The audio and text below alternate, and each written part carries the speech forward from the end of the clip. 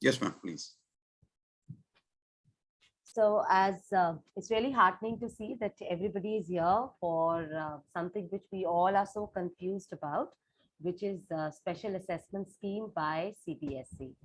And I would like to first thank Sir for giving me this opportunity to, address each one of you and of course dispel so many doubts that we have regarding the assessment process. So thank you so much, Sir, for giving the opportunity, giving us the platform to address so many people. Thank you so much. Pleasure and honor is all ours that you have been able to spare time for us.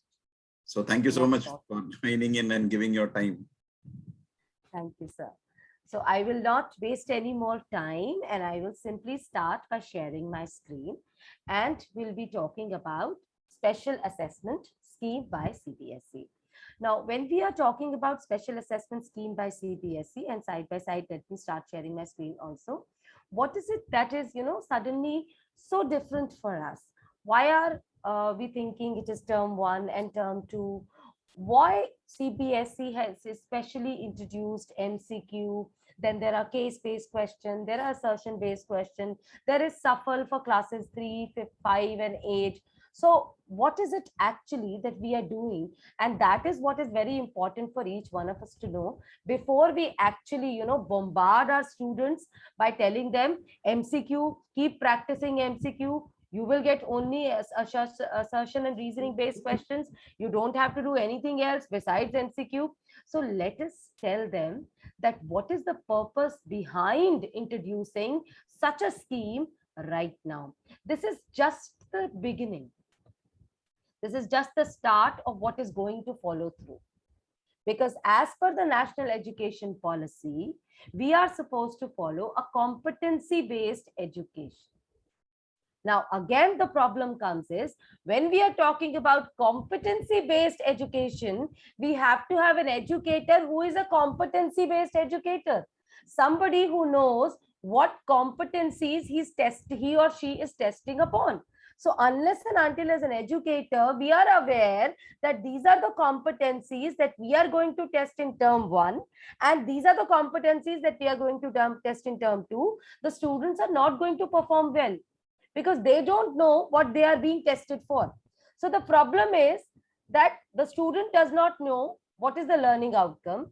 The teacher does not know how she's supposed to teach, what is the learning outcome that is supposed to be achieved, which she can achieve, and what is the purpose behind introducing term one and term two. So we will proceed very carefully. It is not rocket science. It's very easy.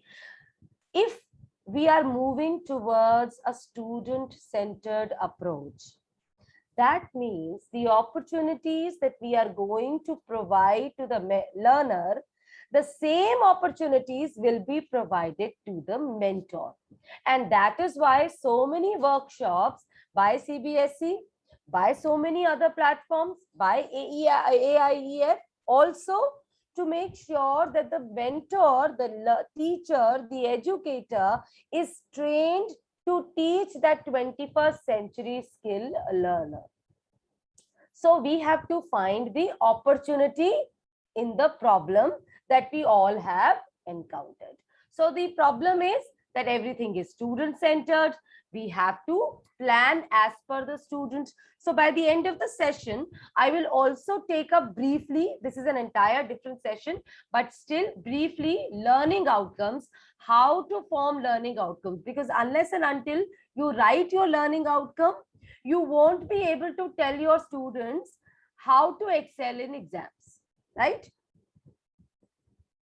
So this is competency-based learning. This is term one and term two. Not exactly, but we are moving towards it. So what are we doing? What as a CBSE, what in National Education Policy we are propagating? We are saying a structured approach to learning and assessment directed towards assisting individuals to acquire what? Knowledge, skills, and it talks about attitudes and values also. Now here, when we would tell students, try and try till you succeed. Now this formula does not apply here. Try, try and try, of course, till you succeed. But how many times the teacher intervened and provided enough instructions to the learner that he did not have to repeat so many times? That is very important. So that is competency, which means as a mentor, you have to know what you are supposed to assess for the student. Whatever you are teaching to the student has to be measurable and observable. That is the assessments, the internal assessments.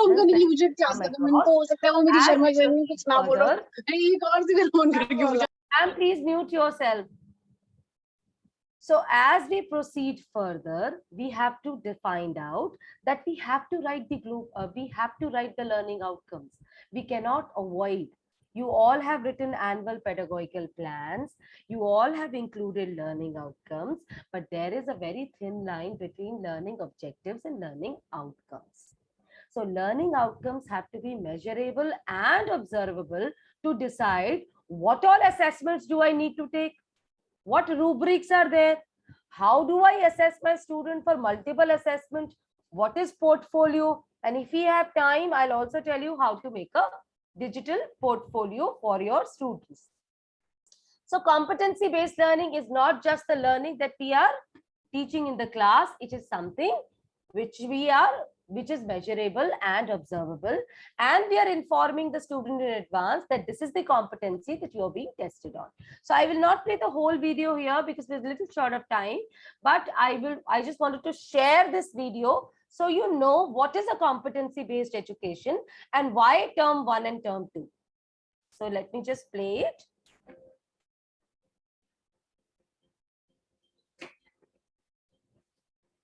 As people are willing to buy more, they're making more and they're charging more for it. How does that relate back to our free market principles?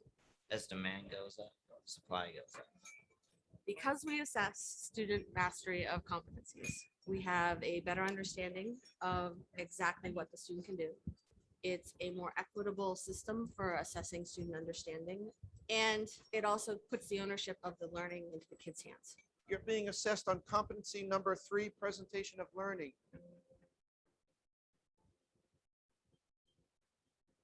Competency-based learning is the idea that students are trying to meet certain big picture understandings, not complete a bunch of tasks, jump through a bunch of hoops, and average a bunch of scores out. I want to make sure that you guys are aware of the competencies. The competencies are anywhere between 5 to 7 statements that say these are the focus areas for this course. This is what you need to demonstrate that you know to have mastered this course.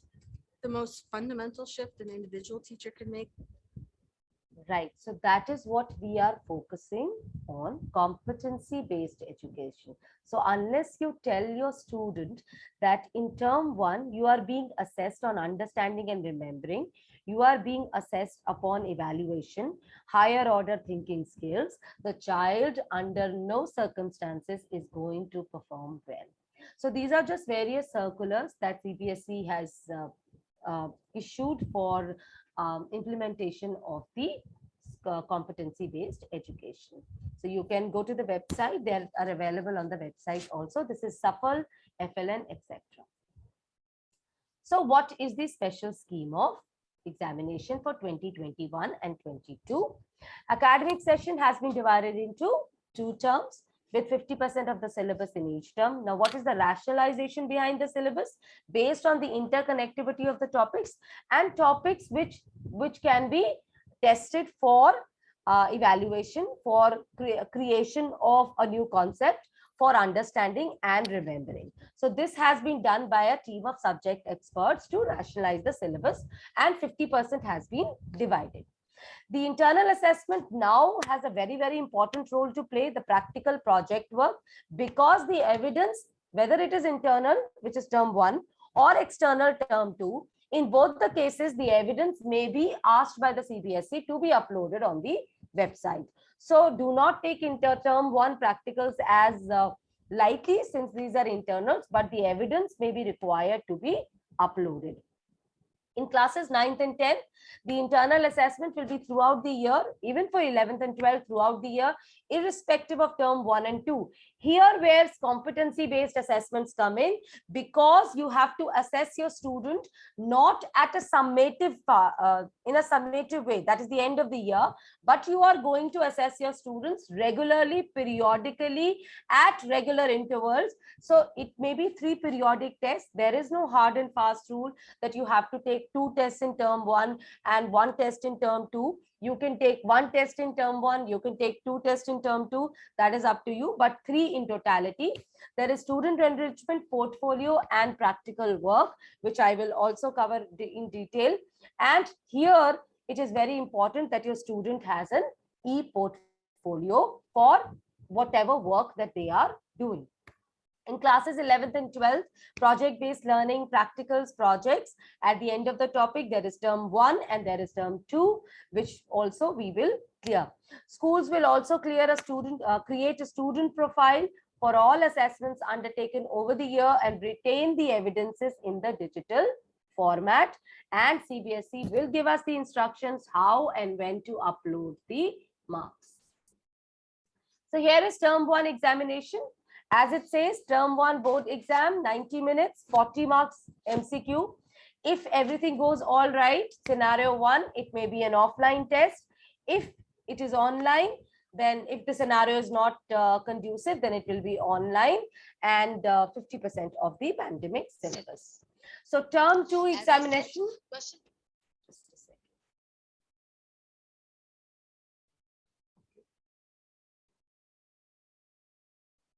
I think my screen stopped.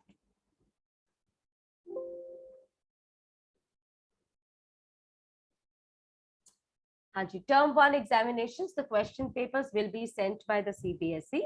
The exam will be conducted, of course, observers like always. There will be OMR sheets. Now, there is no clear-cut instructions whether CBSE will be asking the schools to upload the OMR sheets or it will be the marks which will be uploaded. The OMR sheets will be evaluated by the schools or only marks will be uploaded. So this is a clarification which is yet to be required. Marks of the term 1 examination will be contribute to the final overall score. Term 2 examination, a 2-hour paper, 120 minutes, 40 marks, a subjective paper. Same scenario offline if everything is conducive, and if unavoidable, then it will be online, 50% of the pandemic syllabus. In case of weightage, which most of you are worried about, there also, I'll just go to the next slide. Now, how much weightage is something which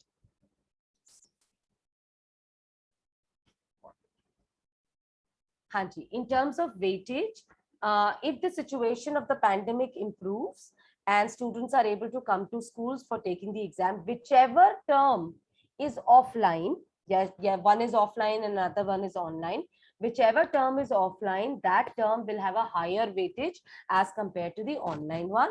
If both are online, then the internal assessment will also play a very important role, which means, and the moderation policy will kick in. And that means that evidence of all internal assessments, projects, formative assessments that are being taken in the school have to be recorded, have to be kept safe so that they can be uploaded. So in case of one offline and online, like I said, it will be, the weightage will be given by the CBSE depending upon the scenario. So this is the internal assessment which we all are really worried about. In classes 9th and 10th, 80 marks theory paper, 10 mark in each term. So periodic test will carry 3 marks, multiple assessment 2 marks, portfolio 2 marks, and subject enrichment 3 marks. It is also, the circular is available on the website. The circular is available on the website. So you can do, for periodic test can be restricted to 3 in each subject. So there is no hard and fast rule that which, how many do you need to conduct in term 1 and term 2. For You can use art integrated projects, sports integration for student enrichment activities. For multiple assessments, CBSE has given role plays, group discussion, quiz, concept maps, blogs, art integration, sports integrated activities. But there is no rule that you have to stick to these particular activities.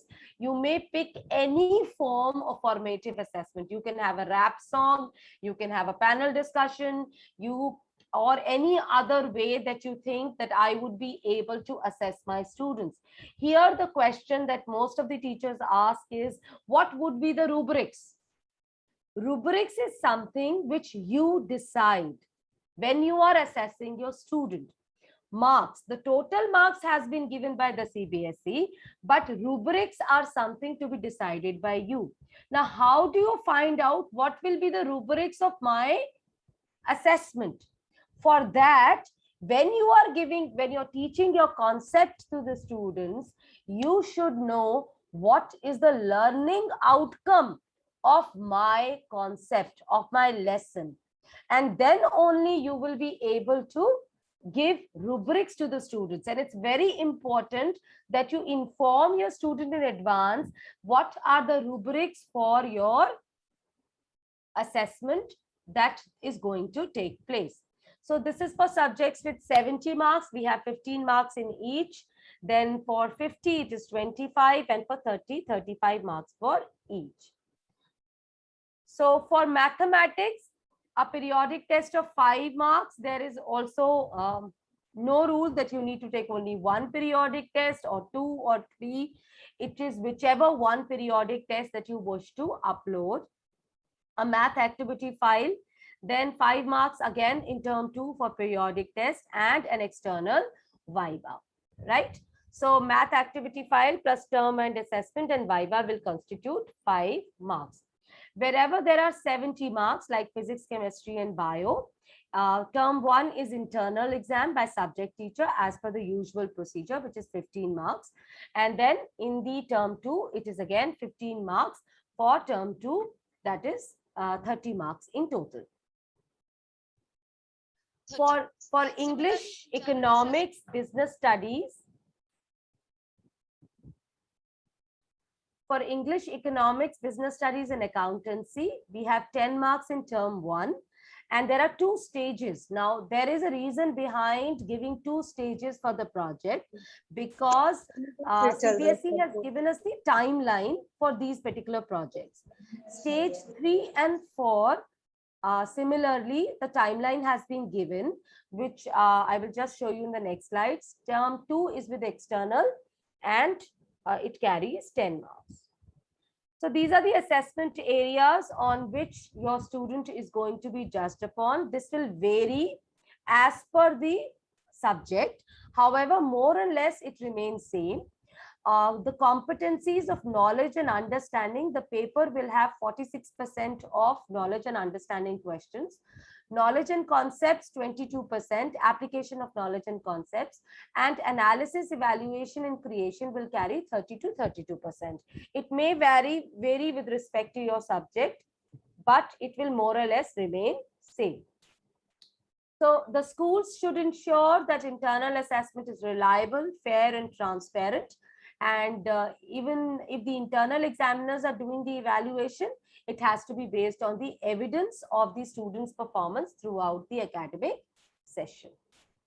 So the evidence of internal assessment may be asked to be uploaded by the CBSE. So these are for Bharatnatyam, painting, other subjects also. The guidelines remain same. So when it comes to guidelines for subjects having project work, which is sociology, history, political science, eco, BST and accountancy, one project to be done throughout the session as per the existing scheme. They can choose any topic, and in term 1, they can choose any way by which they can present their topic. As per the guidelines given for the project work, there is no rule that they have to present a file to you in term 1.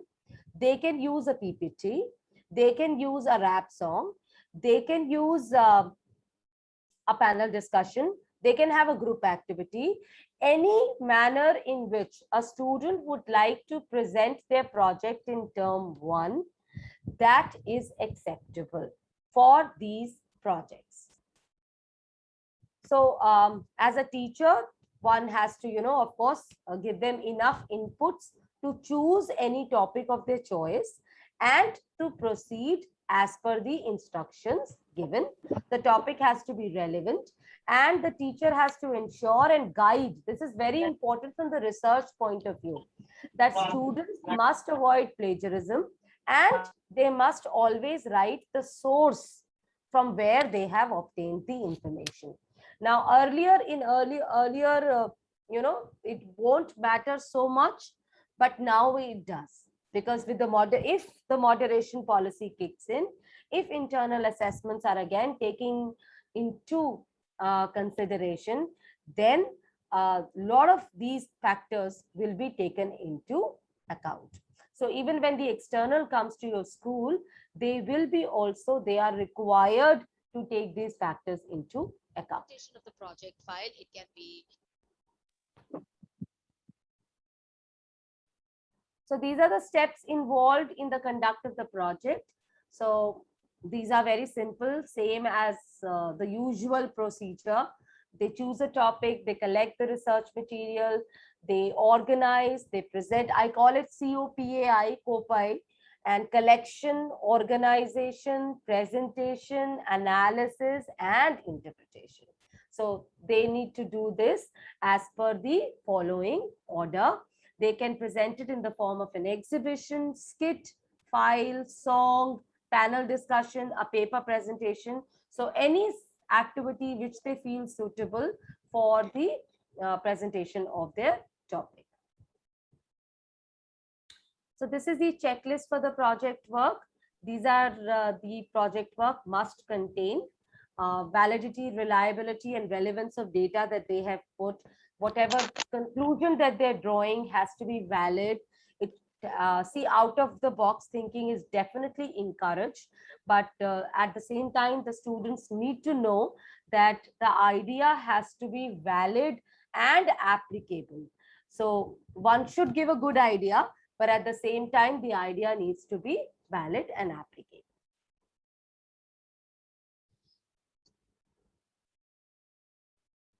So this is the term-wise assessment of the project work. Like I said, term 1 and then term 2.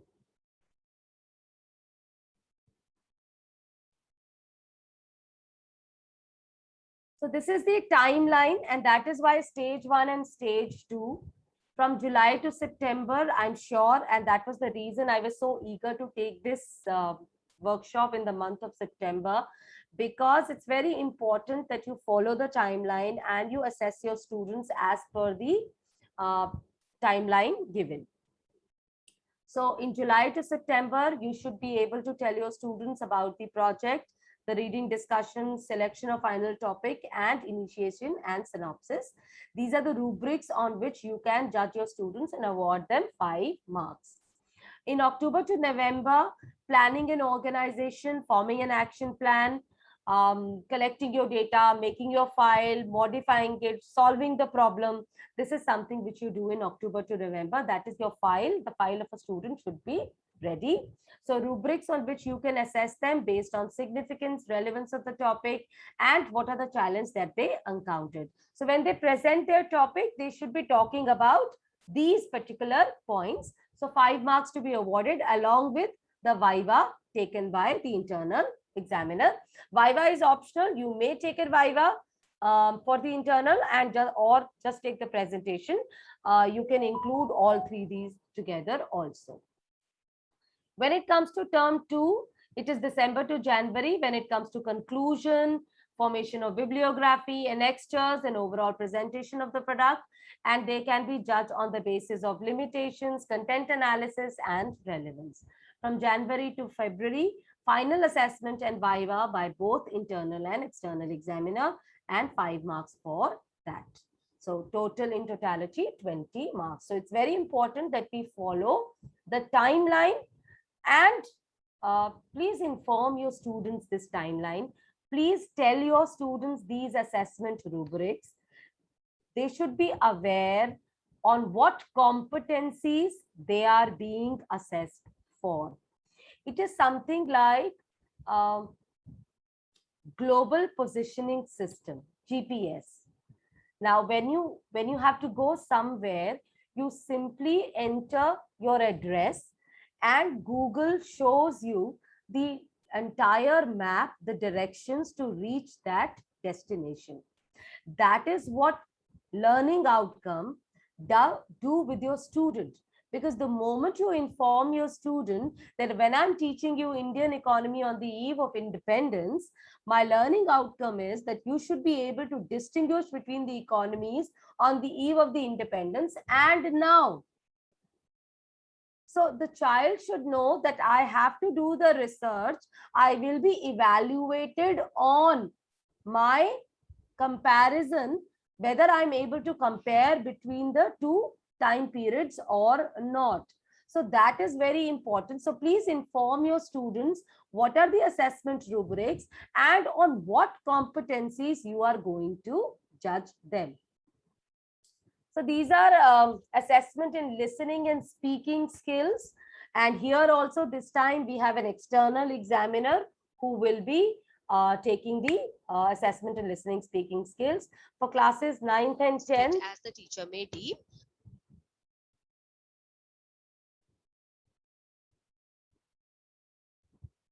So listening for specific information, for general understanding, predictive listening as the usual procedure like you would do, right? Parameters for assessment, interactive competencies, fluency, pronunciation, language, and the schedule will be decided as deemed by the school. This is the typology of questions. Now, question paper design for 10th and 12th, which means for 9th and 12th, 9th and 11th, it will be exactly based on the same pattern. So, all questions to be MCQ with 4 options. Case-based questions to be included, which will be minimum 10% in class 12. And for competency-based questions, which will be 20% in class 12. This is based on the sample papers that you all must have received. No negative parking, reading time of 10 minutes to be provided, and the maximum marks remain as earlier years. Like for English, Hindi, mathematics, applied mathematics, it's 80. Whereas physics, chemistry, bio, psychology, entrepreneurship, physical education is 70. So this is the question paper design.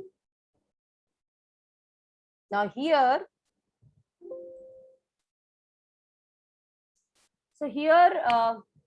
for bio, biotechnology, psychology, geography, entrepreneurship, history, political science, sociology, and economics. Section A will have 20 plus 4 questions, but the student can do 20. Whereas in section B, which will be for application and higher order thinking, that is analysis, synthesis, evaluation, that will be simple MCQ, complex MCQ plus assertion and reason. There also 24 questions in total, but to be attempted 20. Section C, case-based questions to assess the student, the understanding of higher order thinking skills. 12 questions tend to be attempted, and in total 60 questions, but 50 to be attempted. So 20% choice in every section, section A, B, and C, and 10% questions to be a part of case-based questions. Then we have for physics, chemistry, and computer science, same way, we have 45